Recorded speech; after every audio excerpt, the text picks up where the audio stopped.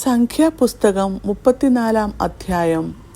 യഹോവ പിന്നെയും മോശയോട് അരുളിച്ചെയ്തത്, ഇസ്രായേൽ മക്കളോട് നീ കൽപ്പിക്കേണ്ടതെന്തെന്നാൽ, നിങ്ങൾ കനാൻ ദേശത്ത് എത്തുമ്പോൾ നിങ്ങൾക്ക് അവകാശമായി വരുവാനിരിക്കുന്ന ദേശത്തിൻ്റെ അതിർ ഇങ്ങനെ ആയിരിക്കണം.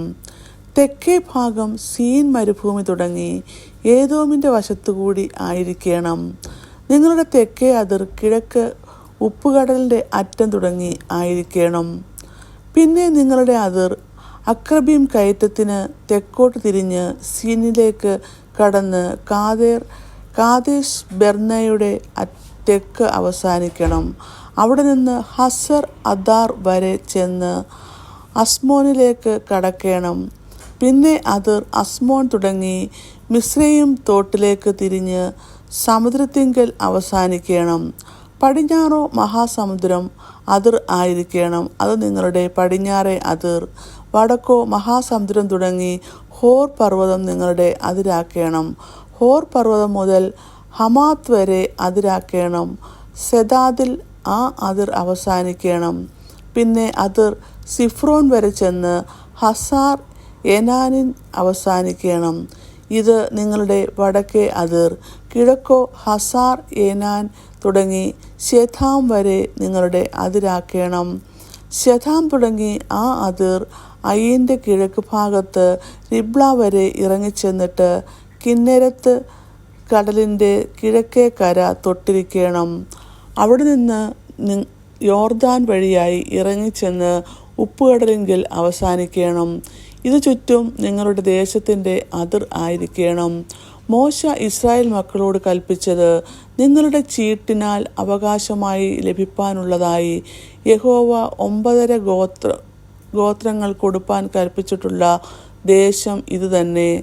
രൂബേൻ ഗോത്രക്കാരുടെ കുടുംബങ്ങൾക്കും ഗാദ് ഗോത്രക്കാരുടെ കുടുംബങ്ങൾക്കും മനശ്ശെയുടെ പാതി ഗോത്രത്തിനും താന്താങ്ങളുടെ അവകാശം ലഭിച്ചുവല്ലോ. ഈ 2 ഗോത്രത്തിന് അവകാശം ലഭിച്ചത് കിഴക്കൻ പ്രദേശത്ത് എരിഹോവിന് കിഴക്ക് യോർദാൻ അക്കരെ ആയിരുന്നു. പിന്നെ യഹോവ മോശയോട് അരുളിച്ചെയ്തത്, നിങ്ങൾക്ക് ദേശം വിഭാഗിച്ച് തരേണ്ടുന്നവരുടെ പേരുകൾ ആവിത്.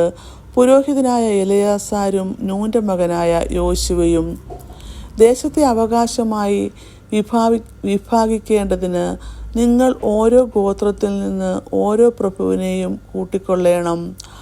അവർ ആരെല്ലാമെന്നാൽ, യഹൂദാ ഗോത്രത്തിൽ യെഫുന്നയുടെ മകൻ കാലേബ്, ശിമെയോൻ ഗോത്രത്തിൽ അമീഹൂദിൻ്റെ മകൻ ശെമുവേൽ, ബെന്യാമീൻ്റെ ഗോത്രത്തിൽ കിസ്ലോൻ്റെ മകൻ എലിദാദ്, ദാൻ ഗോത്രത്തിന് പ്രഭു യോഗ്ലിയുടെ മകൻ ബുക്കി, യോസഫിൻ്റെ പുത്രന്മാരിൽ മനശ്ശെയുടെ ഗോത്രത്തിനുള്ള പ്രഭു യെഫോദിൻ്റെ മകൻ ഹാനിയേൽ,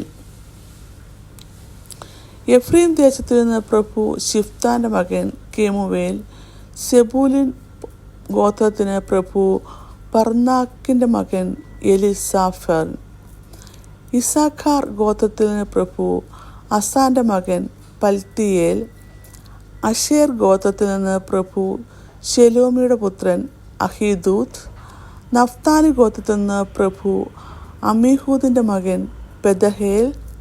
ഇസ്രായേൽ മക്കൾക്ക് കനാൻ ദേശത്ത് അവകാശം വിഭാഗിച്ചു കൊടുക്കേണ്ടതിന് യഹോവ നിയമിച്ചവർ ഇവർ തന്നെ. ഇങ്ങനെ 34 അധ്യായം അവസാനിക്കുന്നു.